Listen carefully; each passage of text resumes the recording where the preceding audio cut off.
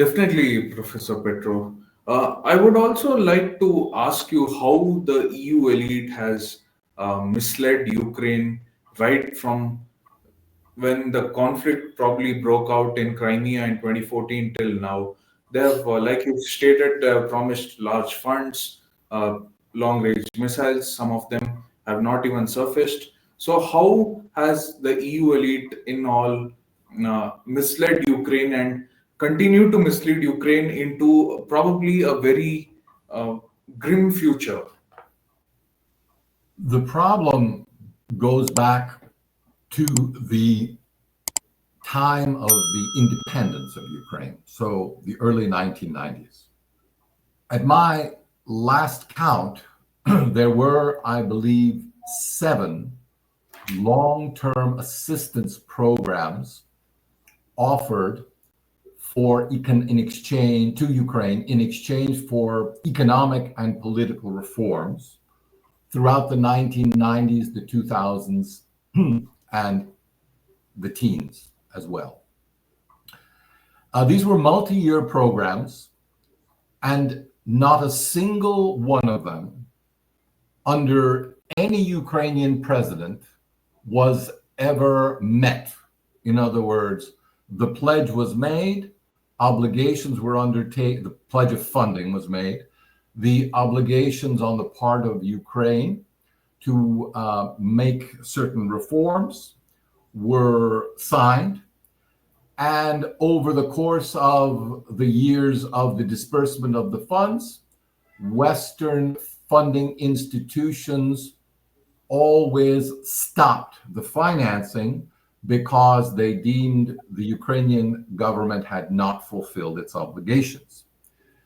And this became so routine that a prominent supporter of Ukraine, former US Ambassador Stephen Pfeiffer, I believe, dubbed it back again more than 10 years ago, 15 or more years ago, spoke of a syndrome in the West called Ukraine fatigue.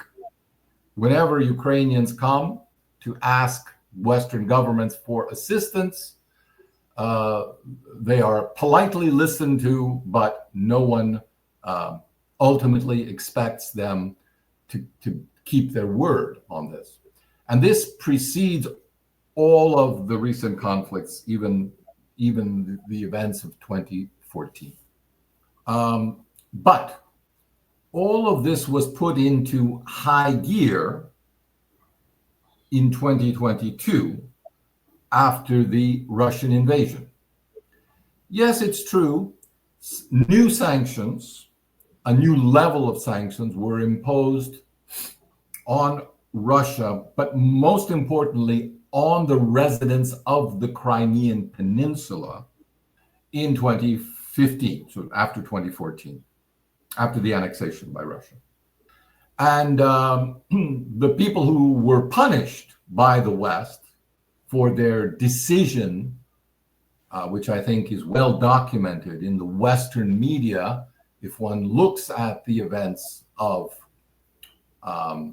the revolution in Crimea, the rebellion and the secession from Ukraine, followed by the annexation by Russia, there was widespread support. And every Western survey taken of the Crimean population during that time and since that time confirms that this was a popular decision, supported by the Crimean people. For some reason, that is rarely mentioned today, but is easily documented. So there are these sanctions that afflicted the residents of Crimea who were singled out for special sanctions by the West, restrictions on travel, funding, etc. But of course, it all went into a new stratospheric attempt to inflict what the US Secretary of Defense Lloyd Austin called strategic defeat on Russia. through a series of what were labeled devastating sanctions. That's from the first packet of sanctions in 2022 through the 18th packet of sanctions. Each one was meant to be devastating. So cumulatively, I don't know what other adjective, we haven't come up with a better adjective yet. But they have all turned out to not be very impressive in their results. Suffice it to say that after 3 years of war, the Russian economy is growing at a rate faster than the EU as a whole, and has better economic parameters, lower unemployment, probably a higher inflation rate, but it seems to be being managed now. And as a whole, as a result, no doubt, partly of the sanctions, Russia's economy in power purchasing parity, GDP in power purchasing parity, so the amount that Russians actually have to spend on the quality of their life, that's a good way of thinking of PPP calculations, has grown from the sixth economy in the world to the fourth largest economy. So a significant increase. That says a lot about the ways in which the Western elite has deceived the Ukrainian elite. But one might be forgiving in this regard, because the greater tragedy here is that the Western elites are deceiving themselves. And so when they are lying to the Ukrainians, they may think they're telling them the truth. But in fact, the economic indicators that they themselves have regarding the Russian economy, and therefore I would also suspect the Ukrainian economy, their information about the Ukrainian economy, is vastly off target. And this allows them to fantasize, to develop not strategies for dealing with Russia in a larger security framework that would lead to peace, dealing with Russia, dealing with Ukraine, dealing with this whole conflict in a manageable fashion based on reality, on the realities on the ground. Instead, they cannot develop an effective strategy because they do not have accurate information. And I am far from the first to point this out. There are a number of Ukrainian economists. One that comes to mind, I was just watching recently, is Alexei Kush, who has his own video and speaks often on Ukrainian economics, on the situation in Ukraine. He's very worried about the future, setting a pattern in the shrinkage of the Ukrainian economy that may be irreversible. In other words, he says you have to think of economies as a living organism. And if vital parts of the economy atrophy, at a certain point, it becomes nearly impossible to revive. Even by injecting vitamins, exercise, all sorts of things, EU funding, to make the analogy clear, there is no bone structure there. All the intellectuals and young people, or too large a portion of them, have left to enable the country to rebuild and grow at any sustainable rate. And that's the situation that Ukraine is now facing. Why did it get into this situation? Again, the main deception, or the inflection point, as it were, of this of this tragedy, of this conflict, is that in March and April of 2024, it could have ended. It could have ended with minimal loss of territory, with the exception of with the exception of Crimea. Russia's initial position in the Istanbul talks of 2022 was to leave the matter of the long-term designation even of Donetsk and Lugansk, not to mention the other two regions that have subsequently are now in the fighting and that Russia has claimed afterwards, was that even those could be negotiated in exchange for a pledge of neutrality, denazification, and recognition of Crimea. So neutrality necessarily implies no NATO membership for Ukraine.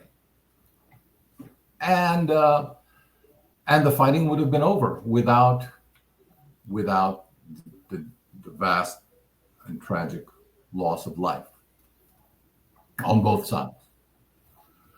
But as we know, the Western actors, some say Boris Johnson, some say it was the United States, it was probably some combination of Western actors acting in coordination with each other, explicitly told President Zelensky that he should not negotiate a ceasefire, should not negotiate a peace.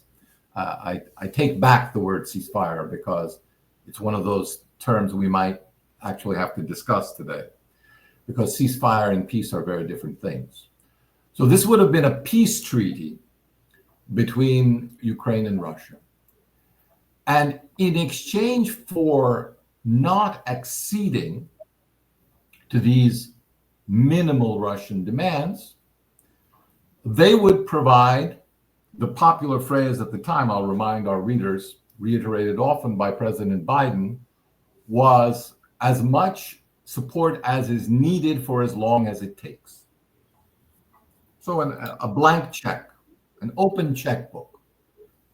Ukrainian leaders should have understood at that point, when someone offers you an open checkbook, there are always strings attached.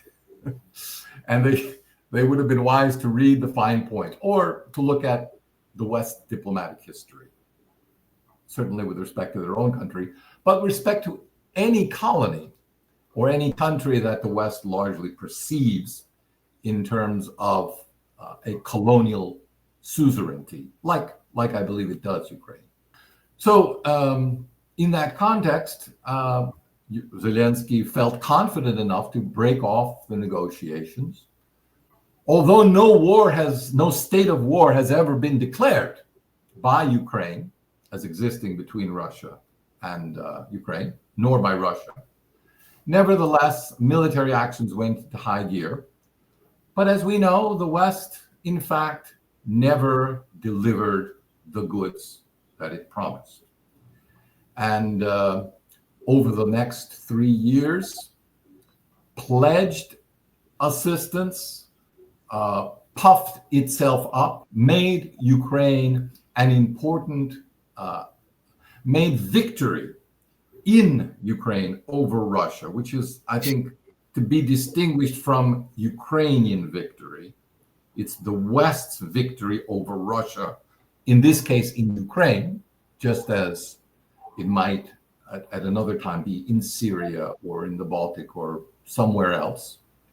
But in this case, Ukraine therefore became not an actor so much in its own fate, but, and this is a phrase from the former Minister of Defense of Ukraine, Alexei Reznikov, who invited the West at that point to view Ukraine as an experimental platform. In Ukrainian and Russian, the word is polygon, so an experimental territory. Yes, use all your weapons here. We'll use them. You'll use them. You'll learn a lot from our experience. In a most cavalier fashion, the Ukrainian government sold its territory and its armed forces to the West to use as a battering ram against Russia. And I believe sacrificing its own national interests in the process. Wow, Professor Petro, that was a great explanation of how the EU elite has, EU and the Western elite in general have misled Ukraine ever since its independence. There are Then, a lot of details that I obviously don't have time to go into, but for those interested, there's a chapter in my book. I believe it's chapter 5. So the book ends at the end of 2022. So everything that happened that is narrated in the Western relationship with the Ukrainian elites before 2023 is documented in the book. And you can see how all of this led to the suborning of Ukrainian national interests to the interests of the West, in particular the United States, which is why the reversal, the seeming reversal of American policy toward Ukraine from engagement to withdrawal is such a danger to the entire project, because the United States, I think, accounted roughly for half of the overall assistance. So the EU, if the project is to continue, the project that supports the current war effort in Ukraine, the Western war effort in Ukraine, is to continue, the EU will have to notably step up its assistance. And not only will it have to double its assistance to Ukraine itself, both military and economic, it also has pledged to, in many cases, nearly double its military spending for its own defense. Not all of this is part of the Ukrainian package. It will have to be actually done domestically. And it is also pledged to buy goods and natural resources from the United States at a price much higher than they would cost if they were received by the traditional routes, which are from Russia, or from the Middle East, at current prices at least. And as a result, as you rightly put it, something is not right here. There is the numbers don't add up. And unless people begin to ask, journalists and parliamentarians begin to ask questions about how these numbers will actually be, these monies will actually be dispersed, and again, in what time sequence and what time frame, we will wind up in the West with a very dramatic failure. remains to be seen what happens.